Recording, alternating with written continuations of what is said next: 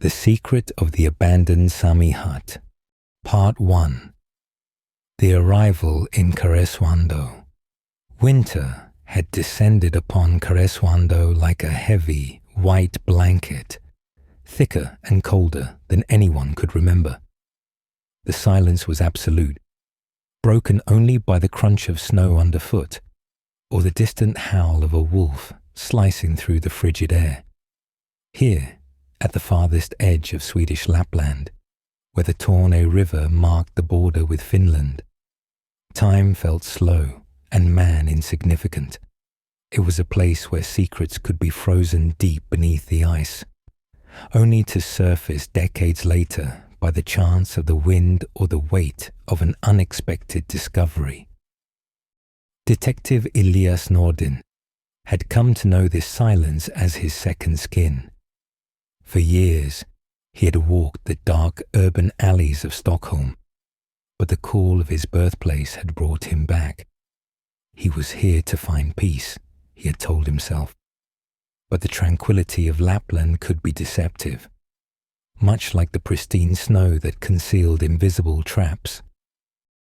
The call came on a Tuesday evening, after the polar night had already cast an impenetrable shroud over the landscape. Elias was sitting by his crackling fireplace, a mug of warm glögg in his hands, the radio playing softly in the background.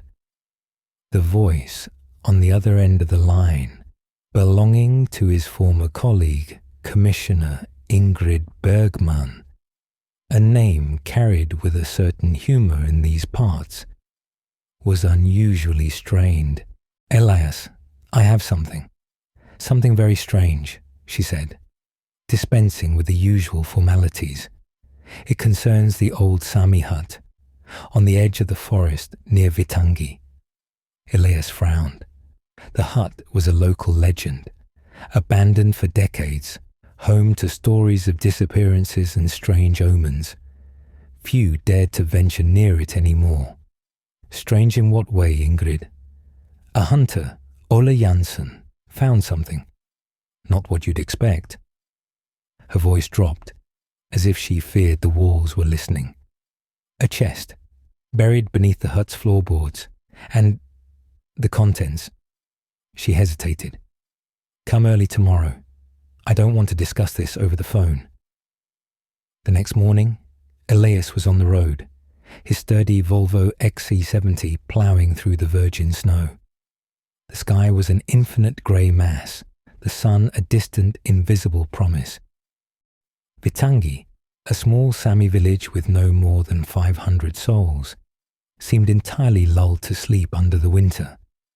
It was here that the Sami, the indigenous people of Lapland, had herded their reindeer and maintained their culture for thousands of years, often in silence, far removed from the modern world. At the small Vitangi police station, he found Ingrid, her face tired.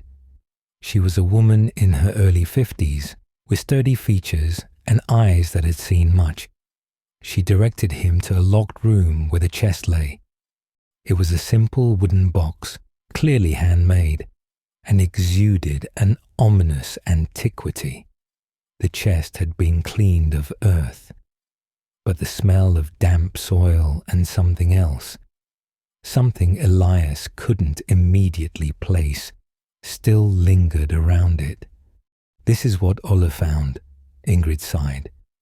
He was setting a snare for a fox and stumbled over a loose plank in the hut. Curious as he is, he looked beneath the floor. She shook her head. "When he opened this chest, he called us immediately." Elias donned rubber gloves and approached the box. The lid had already been removed and lay beside it. Inside was no gold or valuables, as one might expect of a treasure chest. Instead, there was a collection of strange objects, carefully arranged as if they were part of a ritual or a macabre art installation. He saw dried flowers, their colours faintly visible, mixed with strands of dark hair, human, it seemed. There were several meticulously carved wooden figures, which had vague anthropomorphic shapes, as if representing spirits or totem animals. But what most drew his attention was a small leather pouch. When he opened it, a handful of polished stones spilled out, each bearing a symbol that resembled a rune, yet different, more primitive. And then he saw it. A small, yellow diary with a leather cover and a simple clasp. It was the most concrete evidence that this was not an innocent find, but something with a deep personal history. "What do you think, Elias?" Ingrid asked, her voice barely a whisper. Elias carefully picked up the diary. The pages were fragile, but the ink was wonderfully preserved. He flipped through the first pages, written partly in Swedish, partly in an unknown, older form of Sami. The dating was vague, but he could decipher 1947. "This isn't an ordinary find, Ingrid," Elias replied, his voice heavier than he expected. "This is a message, and I think it's been waiting a long time to be read." He looked at the objects in the chest, each with its own silent story. "We need to go to that hut. Today, I want to see the place where this was hidden." Ingrid nodded. The hunter had made a quick sketch of the hut's precise location, which lay deeper in the forest, beyond the last inhabited farms. The thought of the remote hut, now laden with a new dark secret, made her shiver, despite the warm sweater she wore. Elias felt a familiar rush of adrenaline flow through his veins. The peace he had sought in Lapland had been broken in an unexpected way. This was no routine case. This was a dive into a forgotten past, into the soul of a landscape and its people. And he knew, with an almost instinctive certainty, that the secret of the Sámi hut lay far deeper than just the contents of a wooden chest. They decided to go alone. The snowmobile was the only transport that could get them quickly enough to the remote location. The ride was breathtaking, through a landscape of frozen trees standing like silent sentinels, their branches heavy with snow. The air was crisp and cold, the perfect conditions for the Arctic wilderness to reveal its true nature. Beautiful, yet unforgiving. After about an hour's ride through the dense forest, which grew more primitive the deeper they penetrated, Elias began to make out the outline of a small clearing, and there it stood, the Sámi hut. It was a structure built of logs, partly covered with moss and earth, almost completely absorbed by nature. The windows were broken or missing, like empty eyes staring out at the tundra. The door hung loose on its hinges, askew and inviting like the mouth of an old, grumpy creature. A thin layer of fresh snow covered the roof, but underneath, the wood was weathered by decades of wind, rain, and icy cold. Around the hut stood a few poles, once part of a reindeer enclosure, now half buried under the snow. The silence around the hut was different from the silence of the open plains. This was a heavier silence, saturated with history, with unspoken words and forgotten lives. A cold shiver ran down Elias's spine that had nothing to do with the temperature. This was the place where the secret had been waiting for so long. Ingrid pointed to the ground in front of the hut. Ola said he slipped here. That led him to the loose plank. They stepped carefully inside. The interior was dark and dusty. The air was stale and heavy, permeated with the scent of old wood and decaying organic material. There was a simple hearth in the center, a sleeping area of wooden planks along the wall, and a few rudimentary furnishings. The floor was made of rough planks, one of which was indeed loose, exactly where Ola had found the chest. Elias knelt and examined the opening. It was a shallow pit, just enough to hide the wooden chest. He reached his hand inside and felt the cold, damp earth. There was nothing left but the echo of what had been. While Ingrid inspected the surroundings, Elias walked over to the window, where the light, however scarce, filtered in. He looked out at the endless white expanse and the brooding trees. Here, in the wilderness, human laws were sometimes merely suggestions, and the old traditions and beliefs of the Sami might be more alive than the modern world cared to admit. He brought out the diary again.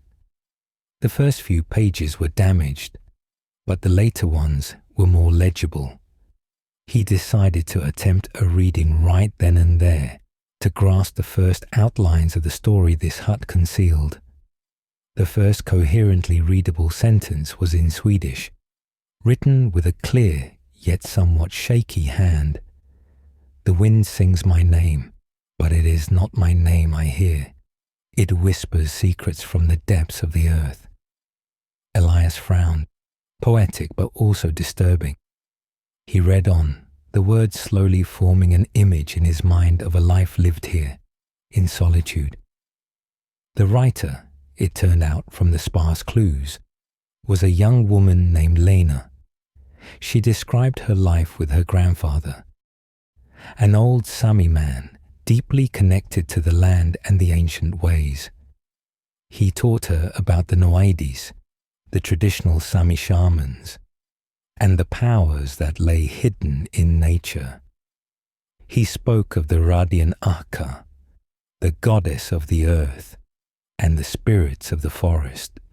What began as descriptions of daily life, herding reindeer, fishing under the ice, the long polar nights, soon took on a darker tone. Lena began writing about strange dreams, about shadows she saw in the distance, about sounds that could not have come from animals. She wrote of a feeling of constant observation. Grandfather says the boundary between our world and that of the spirit is thin here, especially in the deep winter. I believe him now, Elias read. I feel eyes fixed upon me, even when no one is there. The cold carries voices that do not exist. Ingrid came and stood beside him, looking over his shoulder. What does it say? She asked softly. A woman named Lena. She lived here with her grandfather, and she started experiencing strange things around 1947. Elias closed the diary. It seems we are on the trail of a long-forgotten tragedy, Ingrid, and perhaps something more than that. The wind outside the hut picked up, and a soft, mournful sound seemed to creep through the cracks. It resembled the whispering Lena wrote about, a sound that could belong to both the wind and something far older. Elias looked up. The hut was filled with the icy breath of the past. Part 2. Whispers of the earth and the shadow of the Noaide. The mournful wind creeping through the hut's cracks made Elias pull his zipper higher. He gripped Lena's diary tightly, a thin link between the present and the cold, inscrutable events of 1947. We need to scan and translate this diary, Elias, Ingrid said, inspecting the floorboards, especially the Sami sections. This is beyond our expertise. That's the long road, Elias replied, his eyes still fixed on the hut. And the long road here is often the coldest. Lena wrote about spirits and shadows, Ingrid. Maybe we need to first understand who she lived with. Who was this grandfather, the Noaide? The term Noaide, Sami shaman, immediately caused discomfort for Ingrid. Although the modern Sami community was often hesitant to discuss their ancient beliefs, everyone knew that the Noaide were not only healers, but could also summon spirits and communicate with the earth. They left the hut, Elias leaving a small, invisible marker at the entrance. A routine procedure, but it felt like a futile attempt to mark a place that was clearly already marked by something else. Back in Vitangi, Elias sought refuge in the village archive, a dusty collection of parish registers and tax files in the church basement. Ingrid, meanwhile, arranged contact with a Sami cultural researcher in Kiruna for the translation. The archival work was monotonous. Elias searched for mentions of the hut and its occupants around 1947. After hours of flipping through faded, handwritten documents, he finally found a match. The hut, a kota, was registered under the name Jovset Hetta. The entry was brief. Jovset Hetta, born 1870, reindeer herder, residence, approximately 40 kilometers north of Vitangi. Disappeared 1947, presumed perished in the winter. There was no mention of Elena. However, a detail in the margin caught Elias's attention. A handwritten note by the then pastor. The man had the gift, or the curse. The community prefers not to speak of him. Elias looked up. This confirmed Lena's words. Jovset was a man with a reputation, a Noaide. But where was Lena? And why did Jovset disappear in the winter, the time when the Sami were most prepared? The researcher from Kiruna, Dr. Eili Persson, responded faster than expected. She sent a concise and cryptic translation of the first Sami passages. The earth demands its toll. The Gaddi, vengeful spirit, is hungry. It smells the betrayal in the blood of the stranger. The hut shall be the sacrifice. Elias read the text over and over. The stranger, the sacrifice. This did not sound like a natural disappearance. Ingrid entered the room, her face pale. There's more. Ole, the hunter who found the chest. He's missing. Elias jumped up. Since when? Since early this morning. His wife thought he was working in the reindeer pasture, but his snowmobile has been found, halfway along the route to the Sámi Hut. The routine case had just escalated into an active criminal investigation, or something suspiciously like it. The hut was no longer a silent witness. It was the core of a rapidly growing mystery that was claiming victims in the present. They returned to the hut, this time with extra gear and the threat of an approaching snowstorm in the air. The sun, now at its highest point, was a pale, cold disk, barely able to illuminate the forest. At the spot where Ole's snowmobile stood, fresh tracks were visible in the snow, boots clearly Ole's. The tracks led directly into the dense, dark forest, away from the path to the hut, and they stopped abruptly. Ingrid pointed to a spot where the snow was disturbed, as if a struggle had occurred, or as if someone had been dragged away with great force. There were no blood traces, no signs of a struggle wound, just pristine white snow. Elias walked to the edge of the forest, where the trees were so tightly packed they completely blocked the sunlight. He felt the heat of his breath freezing on the cold air. He had to admit it. This was nothing like a wolf attack or an accident. Ole had simply vanished. Psychological or supernatural, Elias muttered. The perpetrator is efficient or invisible. Back at the hut, Elias decided to venture a deeper look into the diary. He read the rest of the Swedish section. The ink faded with terror. Lena wrote about a stranger who arrived in the village in the summer of 1947. A man from the south, a geologist who claimed to be looking for iron ore. The stranger has cold eyes, and laughs like the winter sun, without warmth. Grandfather warns me. The earth did not want him. The stranger wants to take.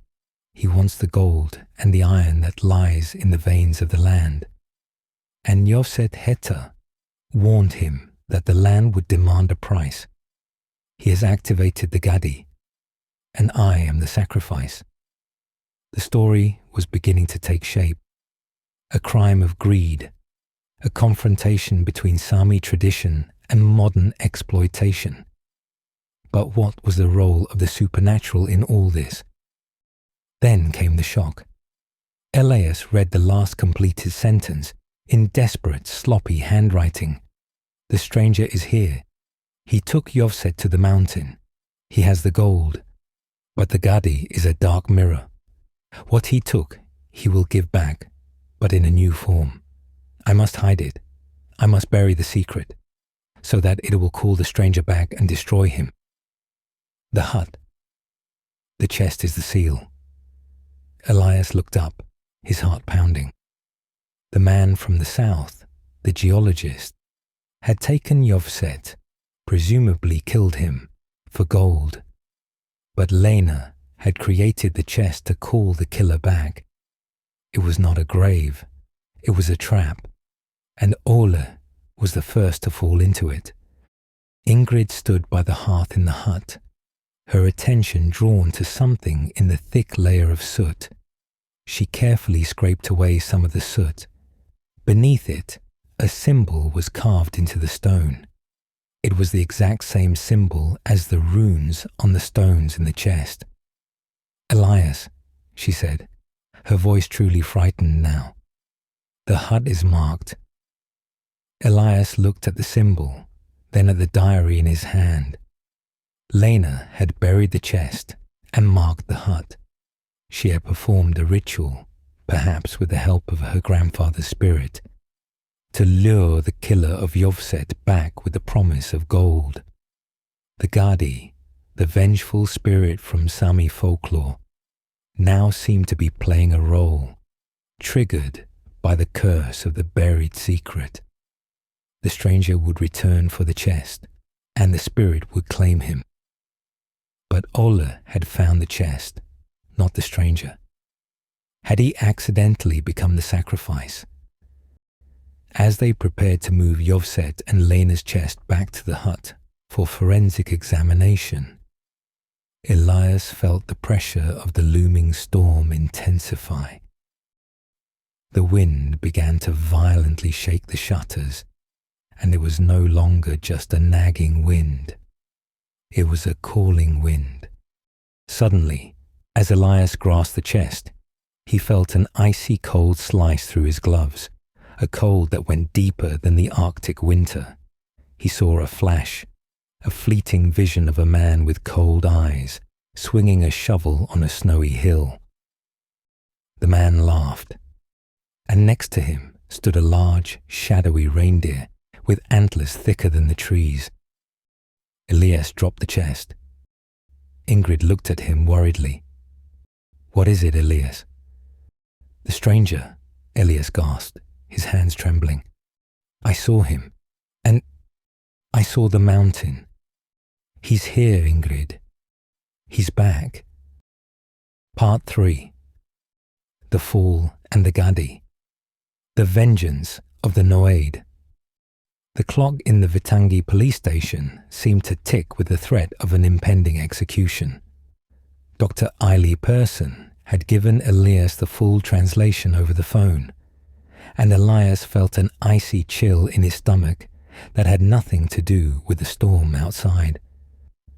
The geologist, that stranger, was looking for iron, not gold, Elias repeated, as if trying to grasp the reality of the myth. Yovset warned him that the earth would demand a price, that the iron belonged to the spirits. "Exactly," came Dr. Persson's voice. "And the Gaddi is the earth's vengeance itself. It claims the soul of anyone who breaks the seal of the secret." Yovset knew this. He wrote in the final fragments, too vague for Lena, that he would help control the Gaddi. He had to prevent the spirit of vengeance from destroying everything and everyone in its path. Elias looked at Ingrid, whose face was now as pale as the snow outside. Ingrid, Jovse was not murdered. He sacrificed himself. The chest was a trap to recall the geologist, but Jovse simultaneously transformed himself. He became one with the curse to control it. The immediate threat was Ole. Ole had broken the seal. "We have to go to that mountain," Elias said. "Now." The geologist died there, and Ole was lured there by the Gaddi, which is now masterless and striking blindly at the first disturbance. The snowstorm had erupted as they steered the snowmobiles back into the wilderness. For 2 hours, they could barely see the path ahead. The world was reduced to a maelstrom of white, the sounds of the engines swallowed by the wind's roar. They reached the foot of the hill marked on Lena's map. Elias walked ahead, his senses alert for any change in the storm. In a clearing, in the windless zone between 3 ancient pines, they found Ole Jansson. He was sitting upright, his clothes covered in rime, his eyes frozen in an expression of absolute insane terror. He was dead. No injuries, Ingrid confirmed, shivering. Pure terror. The Gaddi frightened him to death. Elias followed Ole's gaze to a rocky outcrop. There it stood, the statue of iron ore. Now that Elias understood the myth, he saw the shape not just as a symbol, but as a crude, sculpted human figure, half absorbed by the rock and the ice. The rune was carved deep into its chest. Then they found the bones, half buried beneath the snow, next to the spot where the statue stood. Elias knelt by the remains. These were the remains of the geologist, the stranger, who died 76 years ago by the curse he himself had invoked. But there were no other bones. Jovset Heta was not here. Elias realized it with a shock that went deeper than the icy air. The geologist's bones are the evidence of the crime. Lena left them here to ensure the truth. He pointed to the iron ore statue. But this is Jovset himself. He took the yellow diary back into his hand and read the passage he had previously dismissed as poetry. The Gaddi is a dark mirror. What he took, he will give back, but in a new form. The new form, Elias whispered. The geologist took the iron from the earth. Jovset gave his body back to the land and transformed his spirit into this iron ore to be the watcher. He became the Gaddi's jailer. The silence around the statue grew heavy, broken by the psychotic wailing of the wind. It was no longer a random wind. It was the voice of the Gaddi, the primal rage of the earth, yearning for freedom. Suddenly, Elias felt the pressure of the storm not on his body, but inside his head. The Gaddi, having now consumed Ole's soul, turned against the new intruders. Elias saw the scene of the murder in his head, the geologist panicking and striking Jovset, not realizing he was embracing death, but the images twisted. The geologist turned into Elias himself, and the man he struck was an innocent victim from an earlier case in Stockholm, a case Elias had botched. "You are the stranger. You take the truth, and the earth will claim you," roared a voice that sounded like 1,000 frozen branches. Ingrid stumbled. She held her head and squeezed her eyes shut. "My child, why did I leave you alone? You mustn't fall. I abandoned you." The Gaddi fed on her deepest personal guilt. Elias knew they had to act. The spirit wanted them to destroy themselves with their own terror. And the only way to stop the Gaddi was to break Jovset's sacrifice. It's the seal, Ingrid, Elias shouted. Jovset trapped himself in this iron. If we destroy it, the spirit is free, but Jovset will be gone forever. Ingrid, paralyzed by fear, could not respond. Elias grabbed his ice axe. He had to make the choice. Release the spirit and break the Noaide's control, or die from his own guilt. He aimed at the iron ore statue, the mummified spiritual form of Jovset Heta. With an outburst of frenzy and sorrow, he drove the axe into the ice. Crack!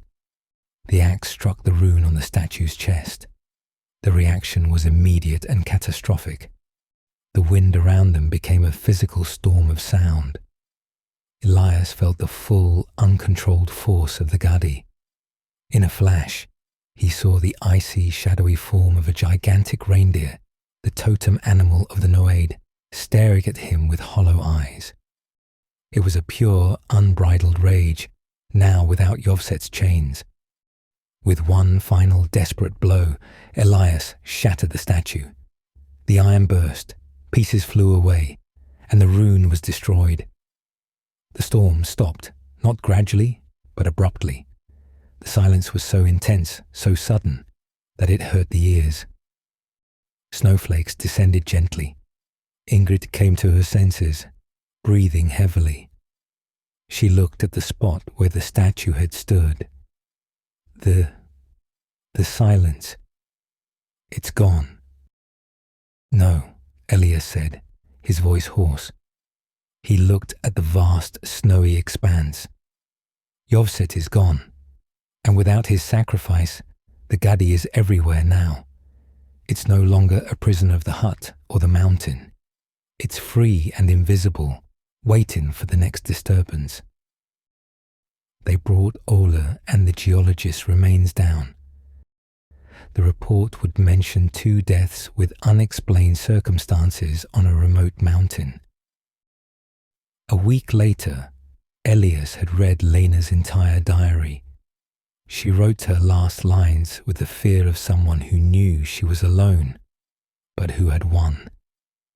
She buried the chest not as a treasure, but as a warning.